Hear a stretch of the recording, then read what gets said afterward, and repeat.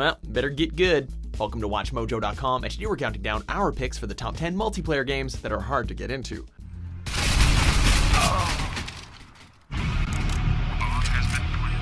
For more gaming videos, check out our new spin-off channel, Mojo Plays, for in-depth reviews, thoughtful video essays, detailed character origins, and insightful commentary. Mojo Plays, games smarter. For this list, we're taking a look at multiplayer games which, regardless of their merits elsewhere, have a hard time bringing newcomers into the fold. You see what I mean? If you guys had lit up that car, they would have known you're in the house. They would have stopped and taken cover with their backs to me. Number 10, PlayerUnknown's Battlegrounds. Where to begin with this one? Sure, it's popular, but as an online survival shooter set on a remote island, Battlegrounds has players running around on a shrinking map space looking for supplies while warding off their fellow survivors. On top of the constant tension of being hunted by rival players, there's also the issue of dealing with dwindling supplies, random bombing runs, and the encroachment of the deadly electrical field. Fresh-faced players might find themselves put off by the tense gameplay that's definitely more about survival than getting the highest kill streak. Oh, and you basically never see who killed you. Got him. Woo-hoo! Number 9, World of Warships.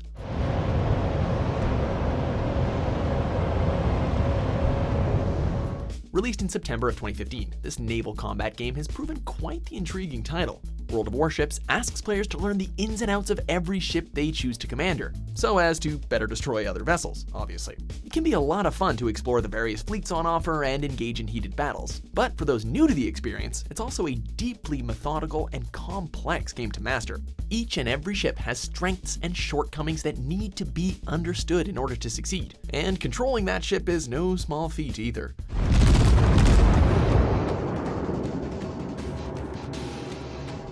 Number 8, Tribes Ascend.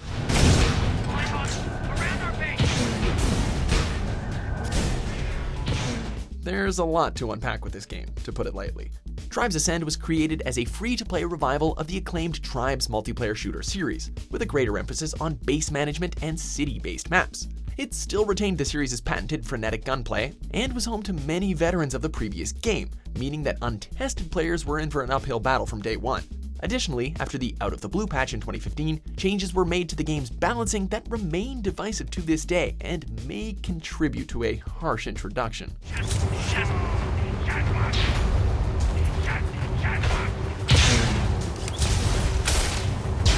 Number 7, Arma 3. Lie down, range find, top of the hill where the snipers were before. Last game, how far is that? There's contacts up there, multiple. As a military shooter with a pedigree for authenticity, Arma 3 is quite admirable. That doesn't quite explain, though, why the experience of playing it is rather obtuse and quite unintuitive. Like other games in the genre, Arma 3 opts to map its gameplay to an incredibly intricate and complicated keyboard and mouse scheme, which can take many hours to decipher and learn. The game itself doesn't provide much in the way of documentation to explain its mechanics either, nor does it adequately prepare players for the brutality of its near-realistic combat. Be prepared to die a lot in multiplayer matches, and spend some time looking at out-of-game guides. Ranging down 300 meters. Still one on top. Number 6, Super Smash Bros. Melee.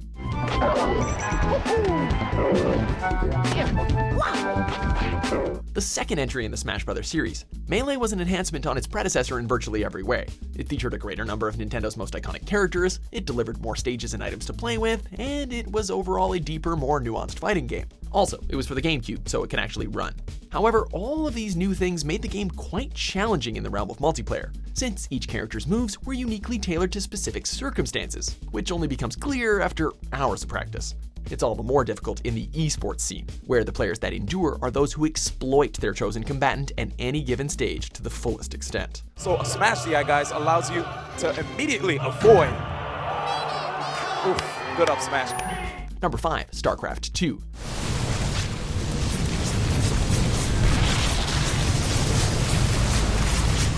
Beginning with the 2010 release of Wings of Liberty, the StarCraft II experience is one shaped by a high barrier of entry.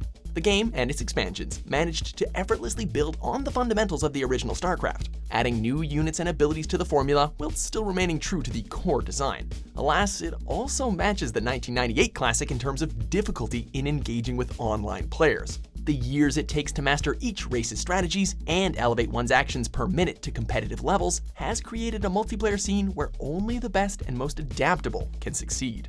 It's going to do a lot of damage. GG Maru takes game number 3. Life realizes. Number 4. Counter-Strike series. Oh, Valve, how you do like to make rookie players feel welcome.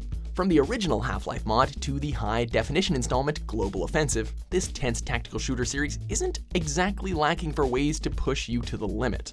Its fast-paced gunfights aside, Counter-Strike also demands that newcomers learn to manage in-game currency efficiently, memorize which weapons are best in terms of damage and recoil, and learn every nook and cranny of those maps that they'll be playing a lot of. Add to that the fact that the games are also home to years-long fans who have long since committed this information to memory, and who use it to thoroughly devastate opponents, and you have a game that's, tough to start. Long half bomb. Number 3. Street Fighter series. Which of these warriors will prove their strength to the world? As far back as Street Fighter II, competitive multiplayer has been a staple of this storied franchise. Street Fighter boasts one of the most diverse casts of combatants in gaming, and established a lot of the fighting game genre's most enduring tropes, including the challenge of game mastery. To become a skilled Street Fighter player, one must learn how best to use their chosen character's special attacks and counters. Careful maneuvering is also key in PvP matches, with success coming to those who block or evade until their opponents make one mistake too many.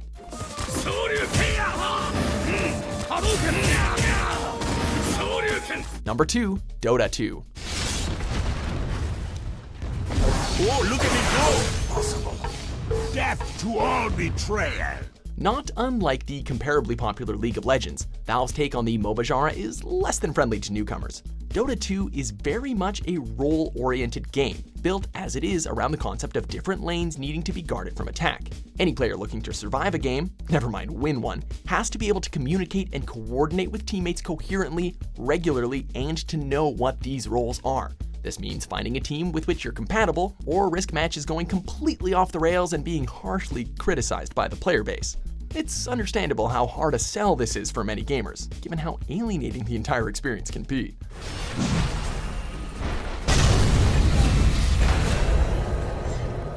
Number 1. EVE Online. Concentrate, Wasa. Don't talk, just concentrate. Just go.